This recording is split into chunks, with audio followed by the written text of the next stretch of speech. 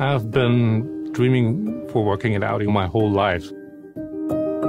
When I was a kid, why was I dreaming working for Audi? That was in 1984, when Audi founded itself through its success in the World Rally Championship, where you have Walter Röhrl and Michel Mouton winning with the Ur-Quattro, with the first Quattro. And this was the first moment of truth for Audi, the game-changing truth. And then, from the 90s onward, where Audi had again game changers. The Audi A3, which was the first premium compact car. It was the Audi A8 with aluminum space frame technology. It was the A7 where we founded the Sportback segment. And now it's time for the next game changer. It is the start of a new era, and it's an e-tron full stop. The first moment of truth for the Audi e-tron was on the 11th of December 2013. The very one thing that we decided was we knew we want to go into a large premium SUV. So this was from the very first beginning, a clear target. What I'm most proud of is that the Audi e-tron is 100.0% an Audi. You will see, smell, feel Audi in its design, in its quality, in its workmanship, in its technology. In 10 years from now, we will talk about e-tron the same we talk about Quattro. It will be in the heart, in the essence, in the DNA of Audi. I think at Audi we are obsessed with making things perfect. We go actually beyond what would be expected. If someone says it doesn't work, it's not possible, we still try. For Audi, the e-tron is definitely a milestone. It's the beginning of something new at Audi. The biggest thing in Audi's history in the last 40 years. We are convinced that electric driving is the future. We had to incorporate every single bit of knowledge and expertise over many, many decades. This car is full of surprises. Like the all-new brake system, air suspension, the first all-electric Quattro drivetrain. It's a really big step forward. It leads the way to the future here. It's these moments where you think it's something completely fresh, completely new. And it was absolutely exciting to be part of that. So the market is coming. It's just the right time to bring the e-tron. It is a no-compromise battery electric vehicle. We have towing capacity, roof rails, a large storage capacity, just like you expect from an SUV. Even imagine that an SUV can drive like this. That's an enormous feeling. After many, many years of the work where you can see the result, it's a really special moment. In the end, we managed to make something which was impossible, somehow possible. At the end of the day, it's 100% an Audi, and if you love Audi, you will really love that car.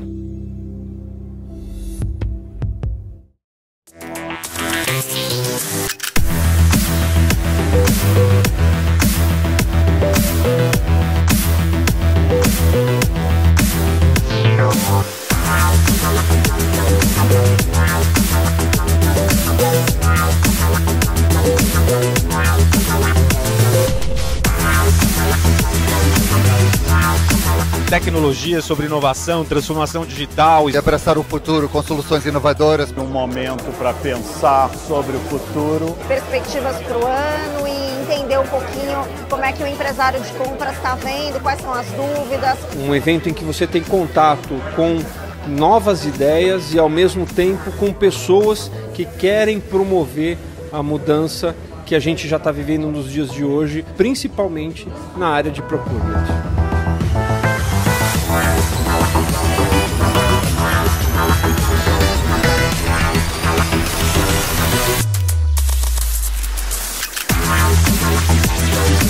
Quando começou toda essa crise do coronavírus, a gente pensou como é que a gente democratiza cada vez mais o conteúdo, como é que a gente leva isso para as pessoas. A proteção ao ser humano, independente da sua bandeira, independente da sua crença, vem em primeiro lugar. Só que isso é uma coisa que a gente não aprende em nenhuma MBA, né? E nós não temos, em uma crise mundial, um inimigo tangível. Você não vê o vírus.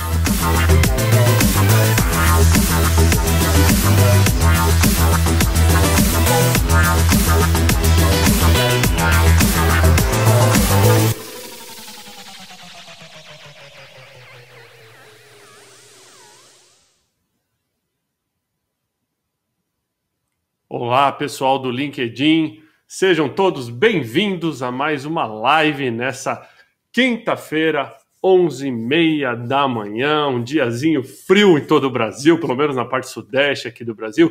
Tenho o prazer de estar recebendo hoje aqui para mais uma live exclusiva o querido Rafael Cortez. Rafael, seja bem-vindo à nossa live no LinkedIn hoje. Obrigado, Thiago. Bom dia a todos. É uma satisfação estar conversando com vocês num momento tão particular da nossa vida em sociedade, com reflexos de diferentes naturezas. A gente espera que a gente consiga uma boa troca de ideias aqui hoje. Com certeza, será muito enriquecedora. Tenho certeza que o público do LinkedIn vai adorar esse bate-papo. Antes de eu ler a bio do Rafael e explicar o que o Rafael vai trazer aqui pra gente, eu queria fazer mais uma vez o nosso dever de casa. Todo mundo que está na nossa live, por favor, comente de onde está assistindo, coloque a cidade, o estado, e também marque os seus amigos para vir assistir essa live, todo mundo que precisa estar por dentro do momento e o cenário político, né, macroeconômico do Brasil, marca com @, marca aqui o amigo, o conhecido, o colega para assistir nos próprios comentários. Tem uma outra opção também que é compartilhar a live no seu timeline. É importante, entendeu? Para a gente atingir mais pessoas. E hoje a gente está estreando aqui algo diferente nessa live. Eu queria pedir que vocês também comentassem ao longo de toda a live o seu ponto de vista, né? Então, alguma ponderação que o Rafael fez, que vocês concordam ou não concordam, eu queria que vocês colocassem o seu ponto de vista e mandassem perguntas aqui também. Lembra que toda pergunta que vocês mandarem, coloca um @, coloca o meu nome, porque como a gente tem muitos comentários durante a live, para eu poder acompanhar todos aqui. Então, antes de eu apresentar o Rafael para vocês, deixa eu agradecer os apoiadores da live de hoje. Então, a querida Tendências Consultoria Integrada, a qual o Rafael representa hoje aqui, ajudou a divulgar e está hoje trazendo aqui seu melhor talento, cérebro, a massa cinzenta do Rafael para estar explicando para a gente boa parte do que a gente está querendo saber sobre o cenário econômico. O pessoal da Regos Spaces, né, todos os colaboradores e clientes que estão assistindo mais essa live aqui de sucesso, a todo o Procurement Club e a Level Group, lembrando que essa é uma parceria entre a Level Procurement Club e todas as lives de quinta-feira são divulgadas nesse que é o maior clube, né, de profissionais de Procurement, Sourcing e Supply Chain do Brasil, e a gente levanta uma bandeira muito legal sobre ética em compras, né, o Fair Trade, e que no finalzinho eu vou falar um pouquinho para vocês. E hoje também a gente teve o oferecimento da Audi do Brasil, mandou um comercial lindo do e-tron que eu passei no comecinho para vocês, ao pessoal da Enter Club, Rodrigão, um abraço, e da Meetings, Camila também, um abraço. Então bastante gente divulgando hoje aí, Rafael. Deixa eu voltar aqui, deixa eu ler um pouquinho para vocês. O Rafael, além de ser São Paulino, né, torcedor do Tricolor, ele há 11 anos, ele está na Tendências Consultoria Integrada, né, ele que tem doutorado em Ciência Política pela USP, ele é um cientista político, ele é professor universitário, né, além de tudo isso que ele faz, e provavelmente uma das pessoas mais demandadas no momento, né, Rafael, porque num cenário desse de pandemia, de crise, muitas empresas devem estar querendo entender para onde vão, né, como chegam lá, o que vai mudar, o que não vai mudar, né, muitas notícias ao longo do dia. Então o Rafael vai trazer esse conhecimento todo para a gente aqui. O Rafael tem um material bacana que ele vai querer apresentar para vocês. Eu vou pedir, Rafael, para você compartilhar a sua tela, para eu já jogar aqui para o pessoal poder ver, e aí a gente já passa para você, dar uma apresentada, né, falar um pouquinho de você e já começar com o seu material. Legal, Thiago, já tô compartilhando, você me... Sim, já... O pessoal já está... Peraí que eu já vou colocar para eles verem aqui. Legal. Pode ir lá, já estão vendo. Pode começar, Rafael. Bom, gente, enfim, a ideia, acho que inicial, eu vou passar um pouco a maneira como a gente está vendo o mundo atual, claro que sobre a ótica política, com desdobramentos para a economia, enfim, para ajudar a gente a pensar como navegar em águas tão turbulentas. A ideia, eu vou fazer rapidamente uma falha inicial, mas, enfim, o quanto dinâmico possível. Se vocês já tiverem perguntas, comentários, passem aí, o Thiago já me acione e a gente vai dialogando desde já. Então, não tem... A lógica é fazer bastante dinamismo, tá? Então, fiquem bem à vontade. Eu vou começar a contar um pouco essa história atual, né, a partir do problema político, problema de um risco de interrupção do mandato, porque, da minha leitura, é isso que vai afetar a tomada de decisão dos agentes públicos em meio à crise decorrente da pandemia. Então, é um fenômeno global, a crise da pandemia, mas que ganha contornos locais.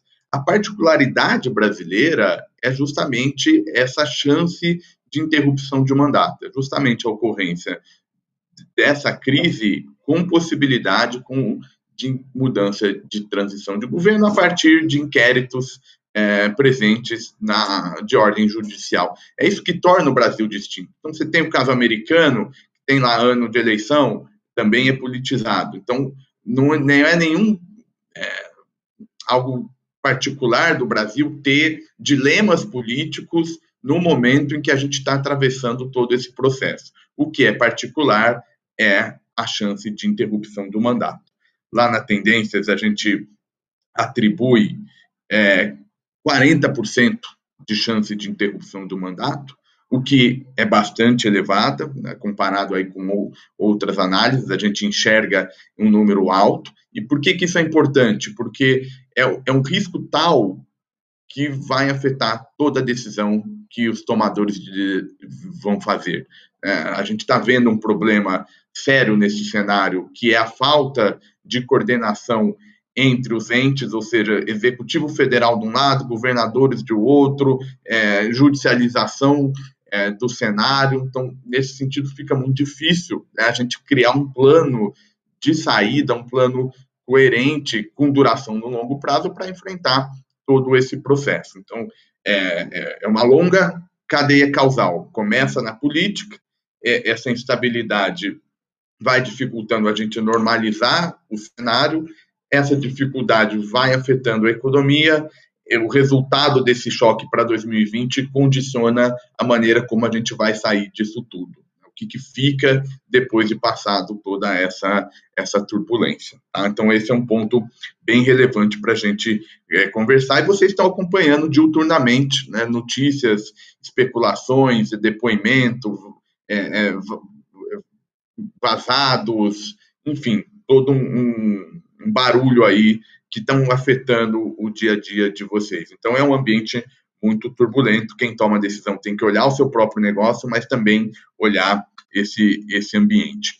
O que a gente espera, o que as pesquisas têm mostrado, né? Já uma perda de popularidade presidencial.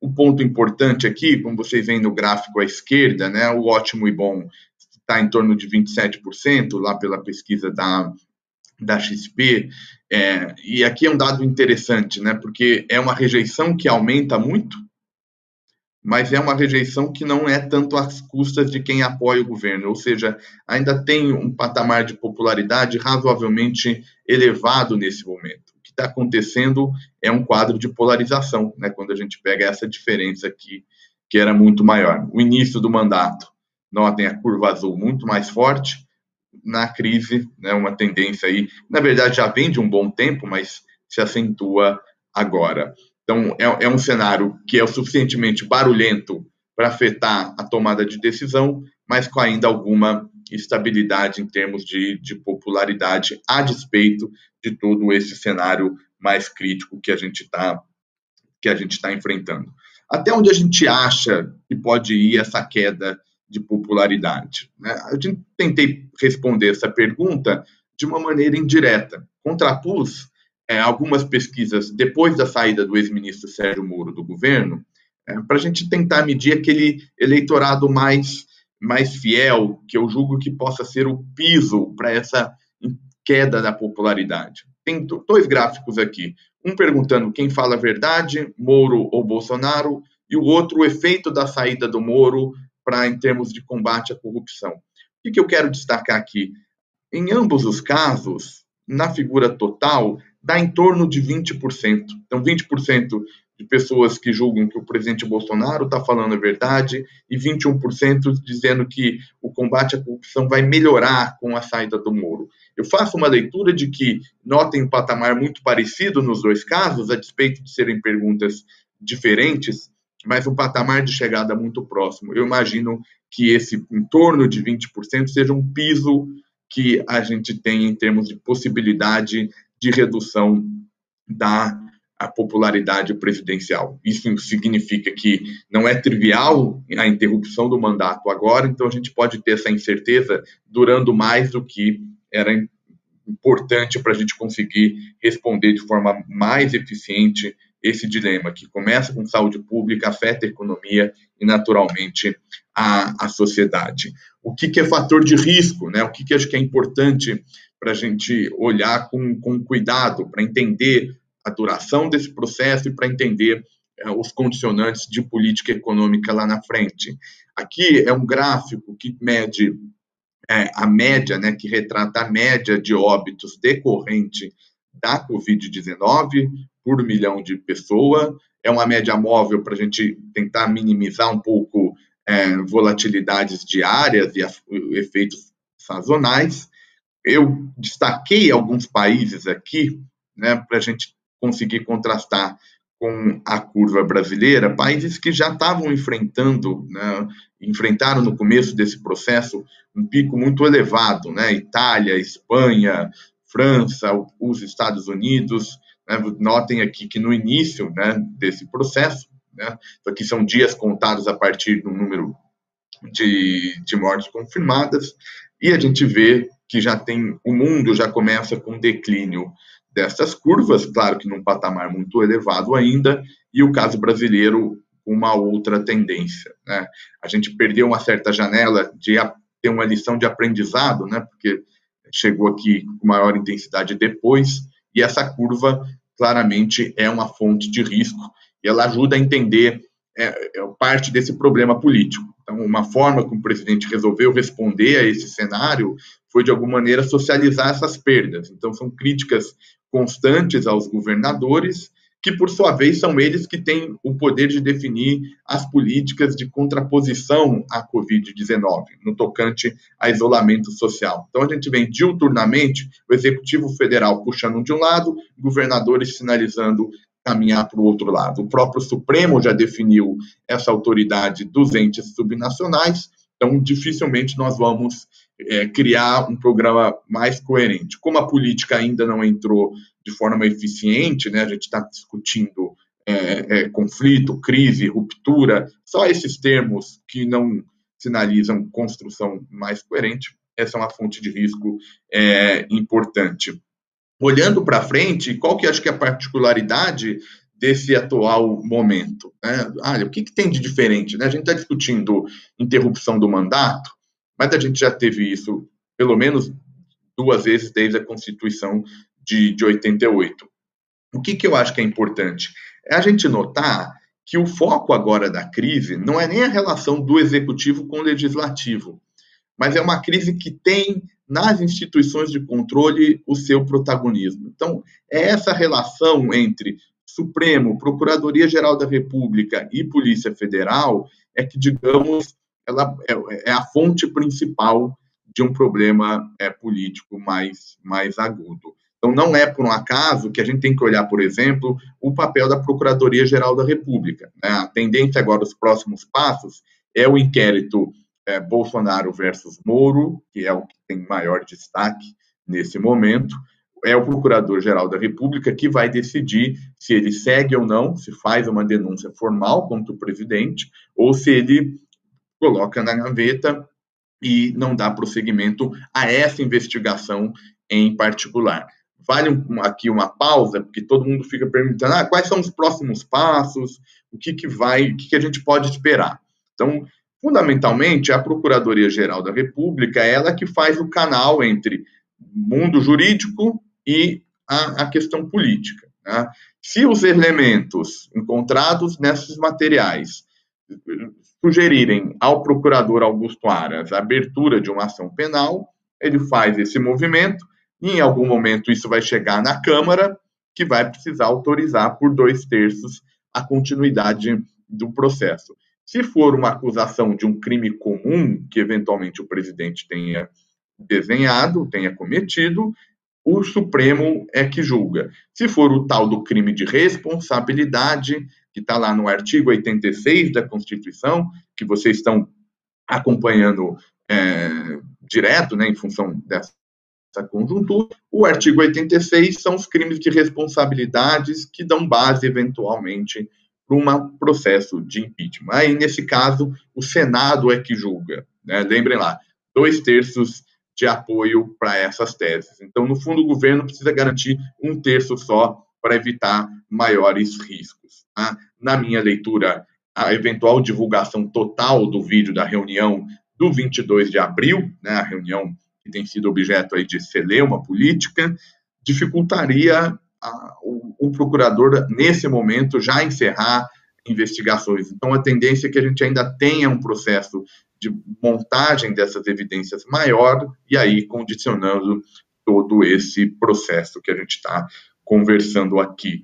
Para ficar um pouco mais claro, em termos econômicos, a expectativa no cenário mais favorável, é uma retomada para terceiro trimestre. Né? Então, a gente teria aí algum tempo para estabilizar todo esse processo, com viés, naturalmente, de risco para essa mudança. Vocês estão vendo casas econômicas já trazendo cada vez mais um quadro de contração para a economia brasileira. O que é importante, a gente vai falar um pouco mais à frente, a gente estava conversando aqui, eu e o Thiago antes, esse é um problema que está todo mundo enfrentando, que é pensar um pouco o depois, né? E a gente já sabe que é um quadro muito crônico, a questão é o que vai ficar mais para frente. A gente já conversa sobre esse ponto que me parece ser bem interessante. Deixa eu só fazer um parênteses aqui, Rafael, até para você tomar um arzinho aí. O pessoal está gostando bastante, mandando bastante aqui comentário, estou recebendo bastante mensagem. Queria lembrar a todos que estão na live, mande a sua pergunta, mande a sua perspectiva, me marque nos comentários com @ para eu poder estar selecionando aqui, separando algumas perguntas para o Rafael no final. Rafael, hoje de manhã eu participei de um seminário na Anshan, né, com os 200 líderes das maiores empresas do Brasil, com o head do Banco do Brasil e tudo mais, e eles estavam mostrando um pouquinho do impacto na economia por setor, e fiquei bem assustado de ver os números. Eu sei que você vai falar na sua apresentação, em seu momento, no impacto macroeconômico, mas eu acho que a gente tem que realmente... já vi que tem várias perguntas nesse sentido. O pessoal está querendo saber se esses números se mantêm, por quanto tempo mantém, mas só para você saber aí um heads up na tua apresentação. Já trouxe você de volta aqui. Legal. E aí, acho que é um ponto importante mesmo, porque tudo que eu estou falando até agora, se eu tiver que resumir, o que é importante nisso é que são elementos para tentar argumentar com vocês que da política vem um viés para que a gente prolongue esse processo de incerteza. Aqui é uma mensagem que é difícil de ser dita, não é fácil nesse momento, mas é uma ideia de que a gente está num momento em que nem tem um apoio para um novo equilíbrio claramente, então até a gente chegar a uma certa normalização é um processo mais difícil. E o que eu sugiro para vocês olharem? Uma outra particularidade é a relação do governo com as Forças Armadas. Isso também é uma diferença em relação ao passado, né? Um protagonismo das instituições que são, de acordo com o texto constitucional, tem que zelar pela garantia dos poderes, mas que se tornou um ator político, né? Um governo que é composto por diversos nomes das Forças Armadas, a cúpula da articulação política, e isso, de alguma maneira, é mais um dos elementos que dificulta a gente caminhar para um outro equilíbrio mais claro. Aqui eu já estou começando a tentar responder um pouco o que fica em termos de política econômica e de agenda. O que vocês notaram mais recentemente?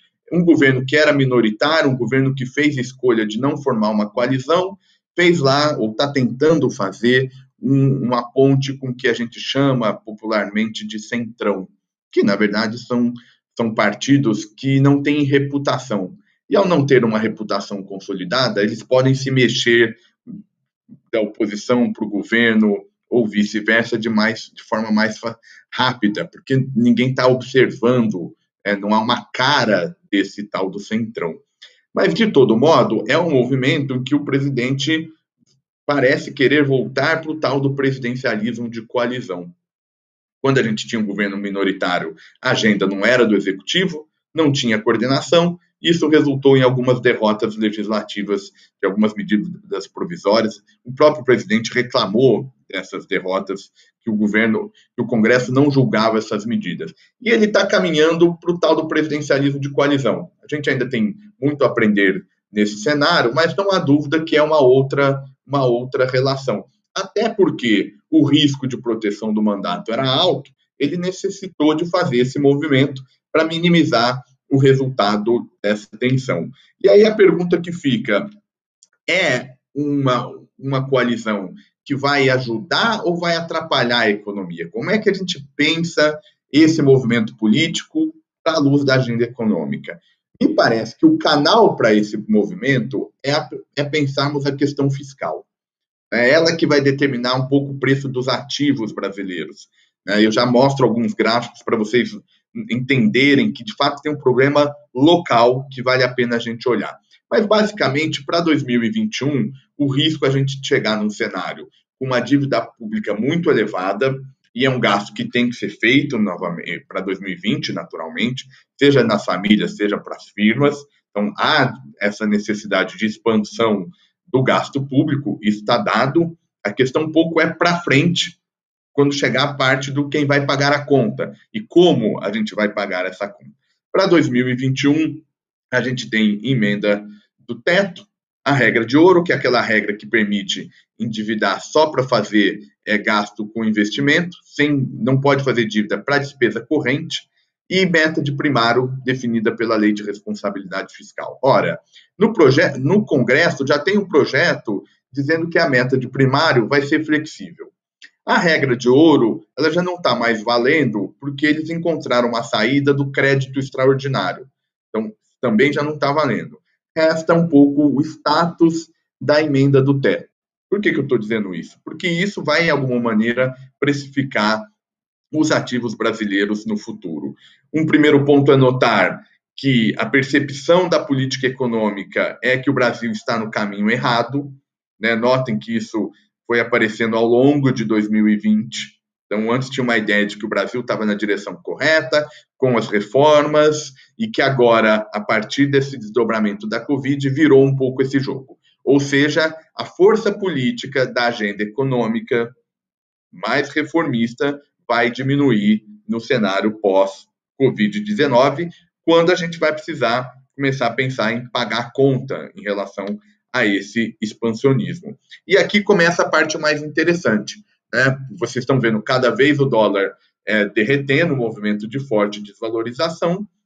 Basicamente, o Brasil vem acompanhando, esse é um movimento que vem acompanhando os movimentos do mundo. Então, em verde, a relação dólar-real, e em cinza é a curva do dólar index, ou seja, o dólar contra as demais moedas no mundo. Notem que elas curvas andam junto, mas aqui na ponta tem uma esticada maior do caso brasileiro, ou seja, tem alguma coisa doméstica que está fazendo um ruído maior, desvalorizando uma parte relevante desses ativos. Se a gente olhar, pegando a variação cambial durante o período da Covid-19, e aí a gente fez uma divisão lá na tendências entre dois períodos, Então, essa primeira fase que vai até mais ou menos, foi até 17 de abril, o Brasil, naturalmente, das pontas aqui em termos de desvalorização, que são várias moedas, notem como nós sempre estamos aqui no topo, mas sem um grande descolamento em relação aos demais países do mundo. A questão passa a ser a partir de 17 de abril, quando tem um movimento diferente, bastante dissonante da moeda brasileira em relação aos países, aos mercados emergentes. Então, o que é isso? É barulho político. É resultado da tensão política de uma série de movimentos e, claro, como isso tem um efeito para a atividade, já é muito deflacionário, o Banco Central muito mais agressivo no corte da Selic, o que também ajuda esse processo de depreciação. Isso, na prática, gente, isso é efeito doméstico. Tá? Isso é o efeito, esse é o canal de transmissão da política para a economia. Então, eu não sei se o Thiago você já quer fazer alguma repercussão nesse ponto, se já tem alguma pergunta que vale a pena a gente já tá conversando. Várias pessoas exatamente perguntando nessa linha, Rafael, qual que é o tipo de interferência doméstica que o Brasil poderia trazer, além desse contexto todo do vírus, da pandemia, e que poderia impactar ainda mais. Eu acho que você acabou de responder nesse seu slide. Deixa eu dar só uma passada. Eu queria lembrar o pessoal, todo mundo que está assistindo a nossa live, por favor, Não esqueça de comentar de onde você está assistindo, porque depois a gente usa essas métricas, né, para poder estar direcionando novos conteúdos para vocês, marcar os amigos aqui com @ nos comentários, entendeu? E muito importante, comentem o seu ponto de vista, né, e mandem perguntas, a gente vai estar endereçando várias perguntas aqui. Tem uma pergunta interessante aqui, Rafael, em que momento a conta vai chegar desses erros políticos ou acertos, dependendo da perspectiva? Tem algum timeline nesse sentido? A gente vai ver isso na sua apresentação um pouquinho mais para frente, não? A gente vai ver, né, no fundo, assim, tem, claro que a origem dessa resposta, uma parte dela tem muito a ver com a questão da pandemia, né? No limite, normalização mesmo, é só com a questão do desenvolvimento de uma vacina para que a gente reduza certamente a incerteza. Eu vou me permitir, para responder com mais detalhes essa pergunta, eu vou avançar aqui um pouco na apresentação, depois eu volto a algumas provocações, se a gente tiver tempo, mas aqui o que é uma figura que eu peguei de um paper que está tentando, né, analisar os efeitos econômicos aí das decisões para combater a Covid-19. Aqui é a comparação entre a Dinamarca e a Suécia, um gasto médio diário, tá? Por que Dinamarca e Suécia? Porque elas contrastam um país em que conseguiu, né, em que teve uma medida de restrição à circulação, alguma espécie de um shutdown, no caso dinamarquês, e a Suécia é um dos exemplos que preferiram uma política menos ambiciosa em termos de restrição, né? Uma visão um pouco mais liberalizante desse processo. Na curva em vermelho, gente, é o movimento de gasto em 2020, esse gasto diário médio, tá? Em cinza é o mesmo dado para 2019, tem a marca aqui empontilhada na data do shutdown dinamarquês. Qual que é o ponto? A mensagem aqui é super simples, tá? O movimento que a gente precisa entender é que notem aqui na ponta da curva vermelha, ou seja, gasto em 2020, média de gasto diário, tá? Ele vai parar aqui na casa de em torno quase dos 50 pontos, isso é 50 ponto base, né? E é realmente o mesmo nível, um nível muito próximo que a Suécia também apresentou. Ou seja, o gasto médio na Suécia, país com medidas mais liberalizantes, não se distinguiu muito do gasto na Dinamarca, que adotou medidas mais restritivas. Por que eu estou conversando com esse ponto? Porque não é propriamente uma normalização formal das regras, né? A Covid-19 e todos os desdobramentos tem uma influência que é social no limite, né? As pessoas vão ficar por um longo período com um grau de aversão ao risco muito alto. Então, notem, a normalização ela é um processo de mais longo prazo. No caso brasileiro, né, o que acho que é um fator relevante? É minimizar um pouco toda essa instabilidade para que a gente consiga ter para 2021 algum apoio mais rápido, né? Então, como é que a gente vai pagar a conta? A conta vai começar a ser paga quando já tiver algum grau de normalização desse processo, em termos de taxa de contágio, seja em nível internacional, seja aqui domesticamente, e de alguma maneira ele vai estar quanto que nós vamos pagar a conta. No fundo, a gente tem expectativas aí de que essa dívida pública pode aumentar, chegar a casa de 90% do PIB, algumas pessoas já falando em 100% do PIB. Isso vai começar, uma forma, bom, como é que nós vamos pagar isso? Nós vamos fazer corte de gastos ou vamos aumentar a carga tributária? Quem é que vai definir isso? A política. Se a política não estiver organizada, as respostas vão ser mais difíceis de atacar o problema da retomada. Então, a gente está pensando um pouco mais em 2021, mas isso depende muito de como nós vamos enfrentar essa travessia, que é garantir que firmas e famílias tenham menos, né, a ser o menos possível afetada para que a reconstrução seja minimamente organizada. Daí um pouco essa ponte. Tem mais alguma pergunta aí já no gatilho, Thiago, que você queira trazer para a gente fazer a discussão? Temos, deixa eu só trazer aqui para o pessoal.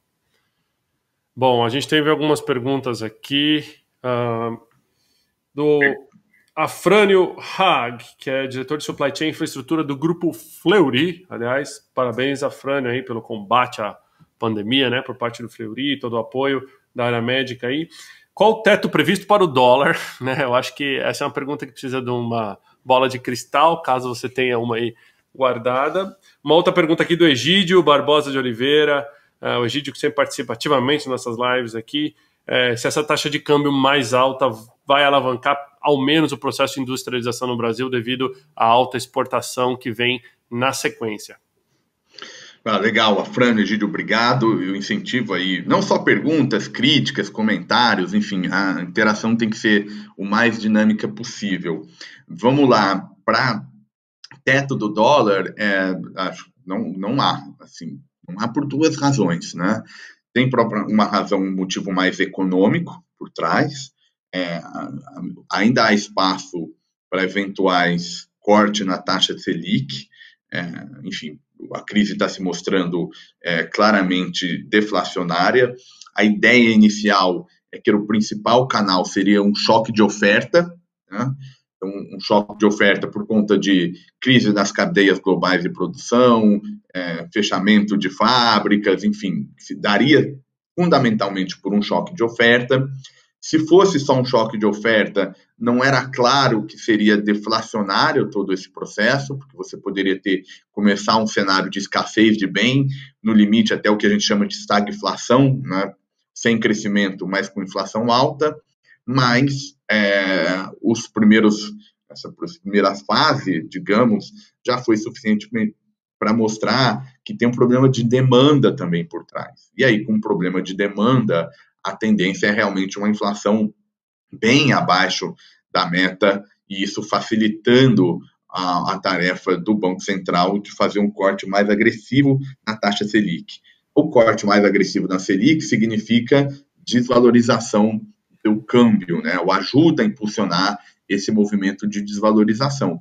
Isso porque você começa a ter uma redução do diferencial de juros do Brasil em relação às economias internacionais, então vai ficando menos atrativo em dólar aqui a arbitragem, né, por conta da taxa de juros. Então ainda tem um espaço maior para isso, né? Tem gente já falando em taxa nominal próximo a zero, enfim, é um debate de política monetária muito, muito forte. Lá na tendência a gente tem uma queda a mais de 75 pontos, que é um pouco que está por trás de uma projeção poderia encerrar o ano como 5,35, se a gente não tiver um período mais longo de crise. Mas tem um viés de alta para isso. E para curto prazo, como você tem muito barulho político, então, além desse efeito da política monetária, tem também o efeito do risco político, como eu conversei lá atrás. Eu ainda estou aqui na figura 15, né? Olha como é que o Brasil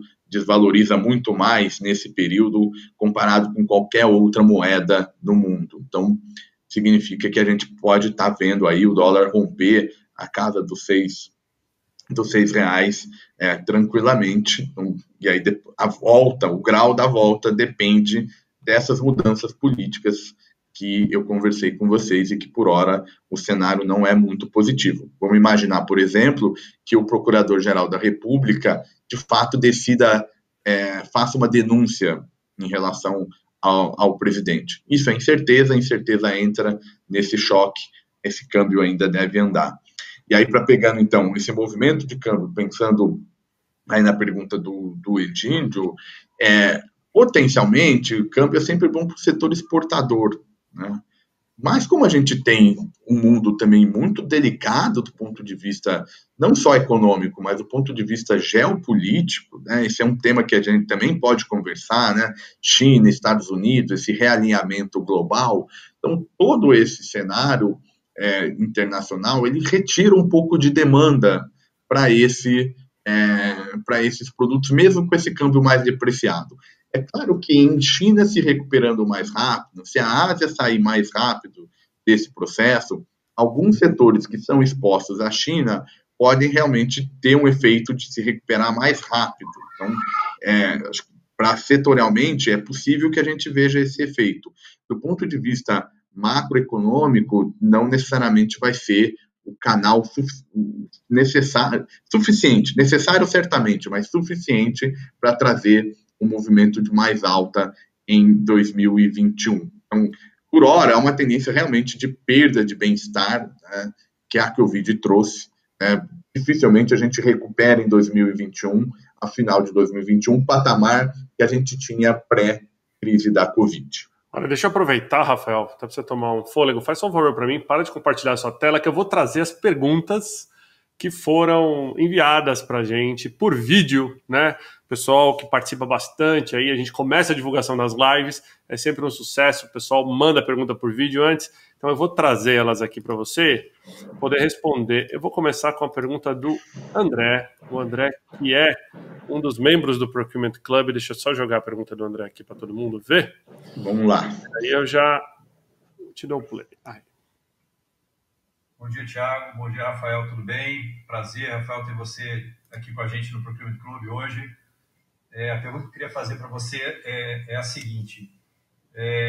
Como é que você vê o cenário pós-pandemia, né, global em relação à questão geopolítica e econômica, do relacionamento das nações todas com a China, né, depois que tudo se passar? Né? Muitos países dependem da China para negócios, né?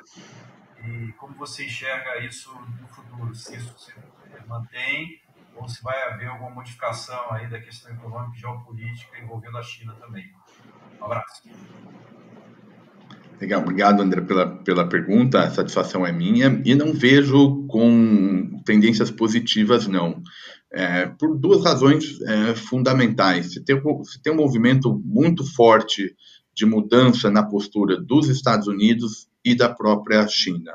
No caso chinês, um esforço de tentar criar aquele chamado soft power, né? A ideia da credibilidade desses grandes atores internacionais que, claro, que afetam a governança internacional. Vocês acompanharam aqui domesticamente um exemplo claro dessa busca por esse soft power, né? A gente viu o embaixador chinês no Brasil responder mensagens em redes sociais de nomes do governo, está virando uma troca pública, né, desse movimento. Então, a China não está mais respondendo calada a determinadas acusações. Essa disputa entre a origem do vírus, se foi fabricado, se não foi, que ganhou muito terreno porque o Trump nos Estados Unidos está disputando a eleição e, naturalmente, se contrapor à China é positivo, né? As pesquisas de opinião pública nos Estados Unidos estão mostrando um aumento de rejeição à China elevada, não só entre os republicanos, isso é um fenômeno também entre democratas. Então, se a gente junta essa China querendo se reposicionar na ordem internacional e esses movimentos, sobretudo nos Estados Unidos, né, no eventual eleição do presidente Trump, a China, isso vai afetando a questão da governança internacional. Então, vai ser também desafiador nesse sentido.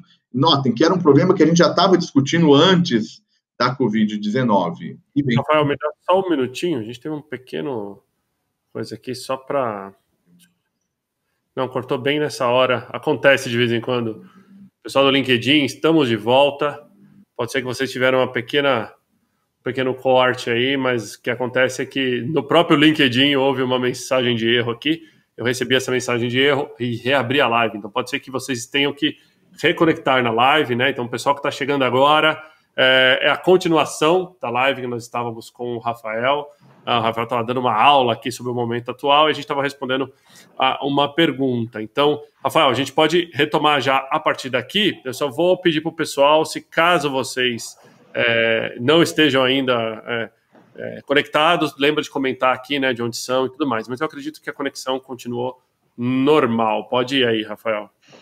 Legal, eu estava, para aqueles que perderam, né, eu estava respondendo a questão China e Estados Unidos, efeito em termos de governança global, e as perspectivas não são positivas, né? Teve uma mudança mais de postura chinesa em relação ao seu espaço na ordem internacional, no momento em que tem uma agenda negativa em torno do país, por conta dessa questão da origem do vírus, se escondeu, se não escondeu, se poderia ter alertado, enfim, que é um movimento muito abastecido pelo caso americano, né? E a questão eleitoral que envolve lá o Trump e sua estratégia para tentar ser reconduzido ao cargo em 2020. Então, infelizmente, não são posturas muito positivas.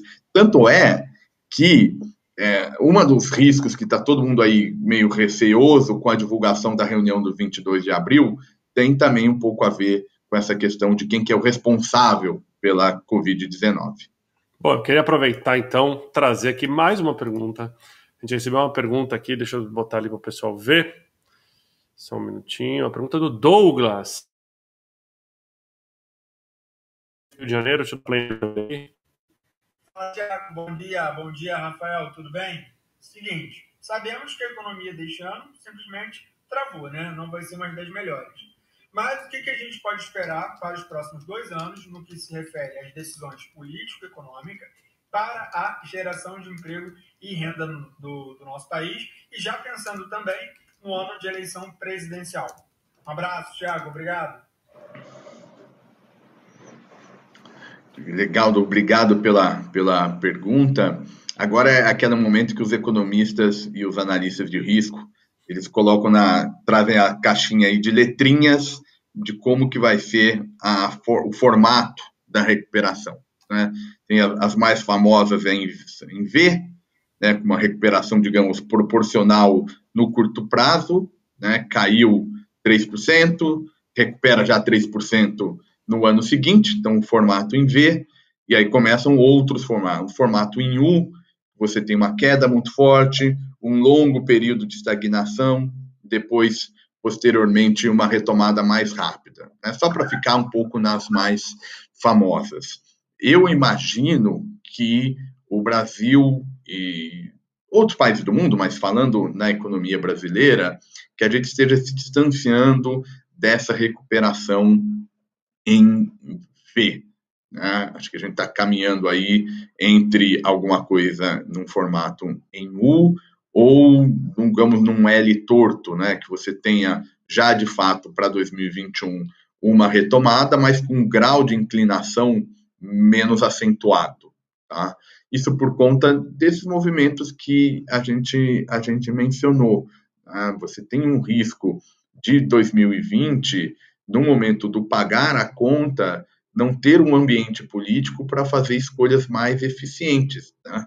E é um mundo completamente diferente em termos de debate. Até a Covid-19, a gente discutia reforma muito com aquela cabeça, digamos, olha, o governo da esquerda não deu certo, né? O governo Dilma gerou muito barulho político e econômico, então a gente tem que romper com esse passado. Só que, de repente, vem uma crise desse tamanho e traz novos elementos. Tem a questão da desigualdade que vai entrar no debate, tem a questão de aumento de carga que pode entrar no debate, a própria equipe econômica já sugere, eventualmente, a retomada da tal da CPMF como uma estratégia para ajudar a enfrentar lá na frente. Então, a gente não deve recuperar o patamar em 2021 da perda que a gente tinha pré-Covid. Acho que isso infelizmente, é uma dinâmica que tem acontecido. Claro que tem uma variação setorial muito grande, mas acho que, em linhas gerais, é um pouco esse cenário que a gente está desenhando. Muito bom, ótimo, uma ótima explicação, resposta completíssima. Obrigado, Douglas, obrigado, André, pelo envio das perguntas. Lembrando a todos, vocês sempre podem participar das nossas lives, mandando as suas perguntas antecipadamente por vídeo, manda por WhatsApp, manda por mensagem, manda por e-mail, por sinal de fumaça eletrônico, não interessa a mídia, a gente recebe. Com certeza é uma ótima forma de participação. Rafael, a gente caminha aí para os 15 minutos finais. Eu queria que você apresentasse de novo, eu sei que você tem alguns slides finais, para a gente ir esses últimos 10 minutos, antes da gente fazer uma conclusão final aqui. Na verdade, o ponto que eu queria fazer agora é mais algumas provocações, no fundo, né?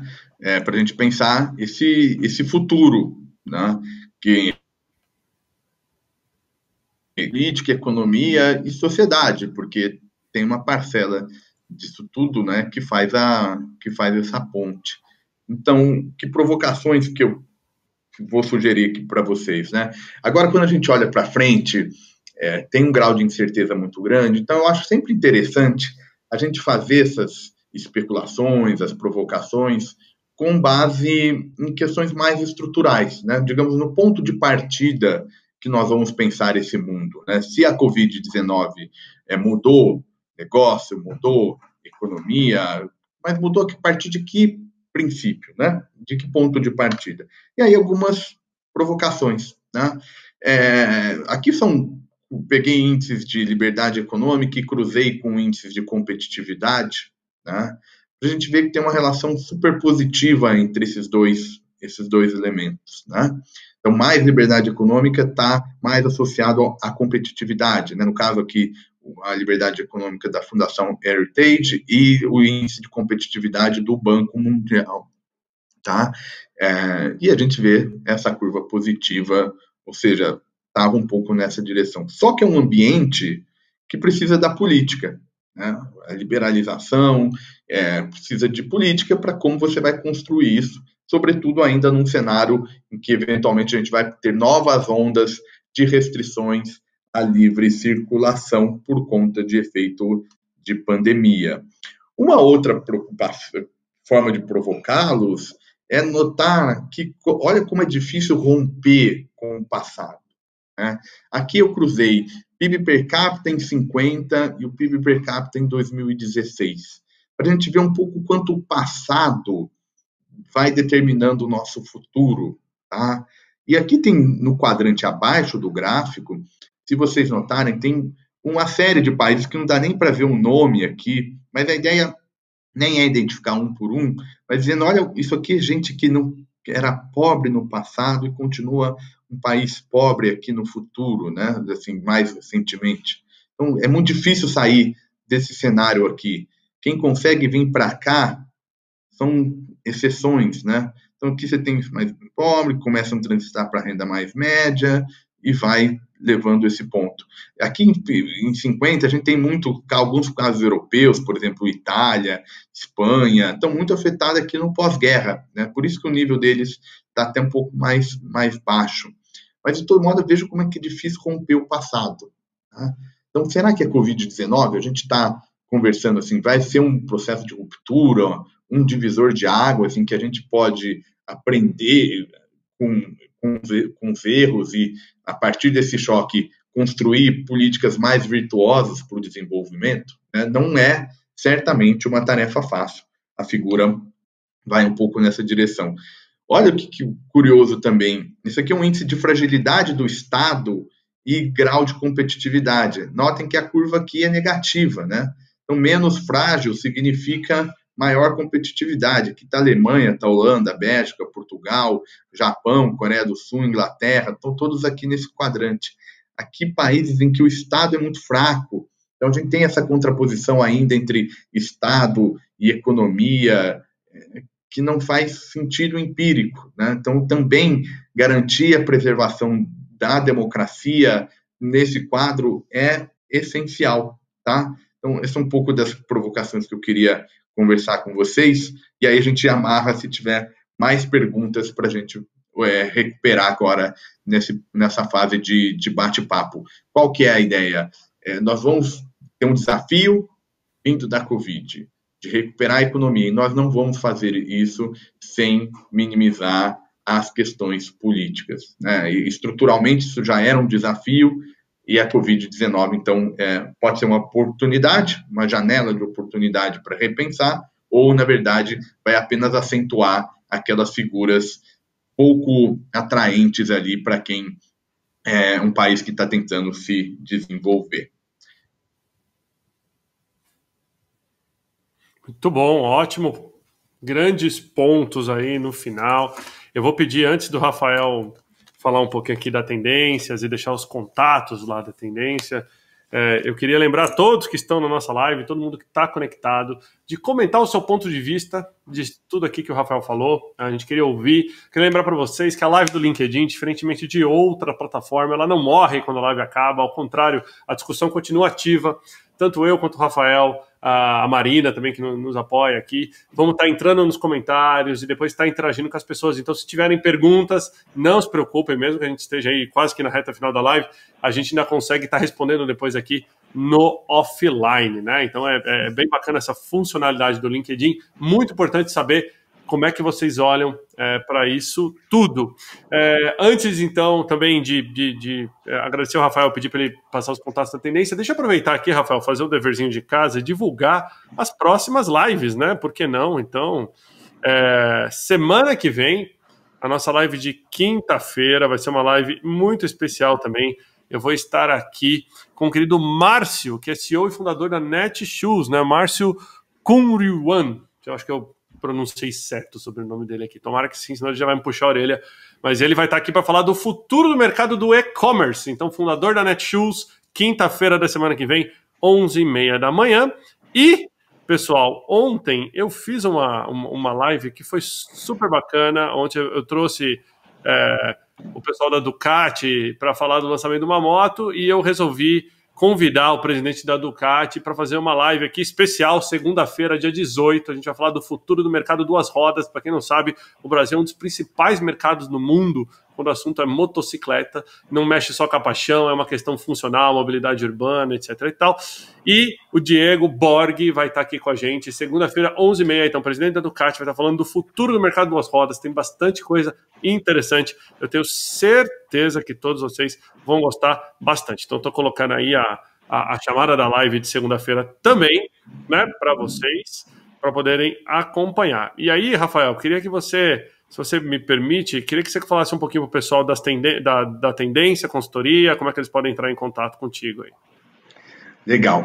Obrigado aí pela atenção de todos. Bom, a Tendência, acho que a principal tarefa dela nesse momento, né? A gente é uma consultoria de economia, de análise de risco, e a principal tarefa é dar subsídios aí para ajudá-los em tomada de decisões, né? Fazer essa ponte entre ambiente econômico, ambiente macro, ambiente setorial e questões que chegam na firma, por vários caminhos, né? Seja por o que a gente conversou aqui um pouco, que foi a análise de conjuntura, de risco, a gente tem também uma longa tradição em estudos e pareceres técnicos, né? Um resultado de toda essa questão política é quase sinônimo, né? Instabilidade política é quase sinônimo de insegurança jurídica. Então, a Tendência também ajuda em pareceres, em contenciosos jurídicos que vão aparecer aí num cenário de ruptura, mudança de contrato, enfim, acho que a nossa relação com o Fair Trade vem muito em ajudá-los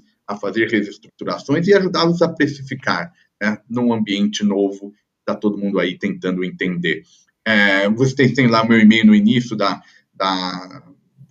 apresentação, rcortez@tendencias.com.br, tem a nossa página que vocês conseguem também nos acessar, nossas redes sociais, enfim, todos os canais aí possíveis abertos para a gente continuar esse diálogo, que foi bastante prazeroso aqui da minha parte. Muito bom, e eu queria pedir para o pessoal, teve várias perguntas que não deu tempo de eu responder, mas eu vou jogar uma aqui. Walter Freitas, que é diretor executivo aí da Level, responsável por inovação. Eu sei que está um pouco atrasada a pergunta, Walter, mas está aqui. O importante é que chegou. O Walter mandou bastante pergunta. Ele queria saber se você vê que o auxílio dos R$600 deve permanecer por mais tempo, se isso provavelmente vai ser algo que deve perpetuar durante um tempo e se transformar em uma nova Bolsa Família, uma coisa nesse sentido. E ele também queria saber se a previsão de PIB para esse ano, o que está mais perto, -5 ou -10?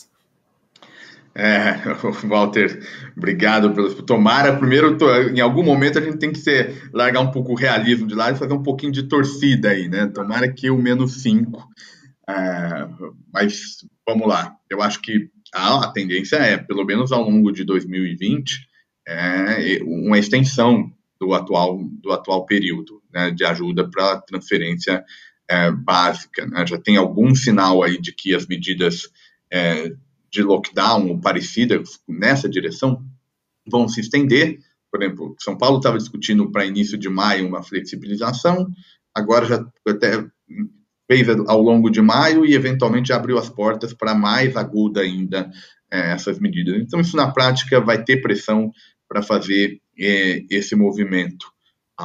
Eu diria que a gente está, o menos 5, né, digamos, vai ficar daqui a pouco as projeções mais positivas, por incrível que pareça, né, um choque realmente muito forte, né, os dados que estão saindo internacionalmente também vão todos nessa direção, que quando a gente acompanha o debate americano, eles estão bastante preocupados, o próprio Fed ontem fez um sinal nesse ponto, e aí por isso que o dólar também deu uma puxada grande ontem.